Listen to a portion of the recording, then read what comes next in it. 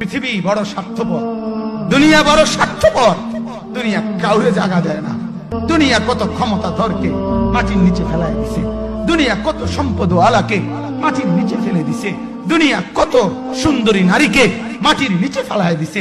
এমন বাদশা ছিল পৃথিবীতে যার হাতের আঙ্গুলের ইশারায় মানুষের গর্দান উড়াইয়া দিত, যার হাতের ইশারায় উঠত মানুষ, বসত মানুষ। আজ বাদশারা নাই, আজ সম্পদওয়ালারা নাই, আজ মালওয়ালারা নাই।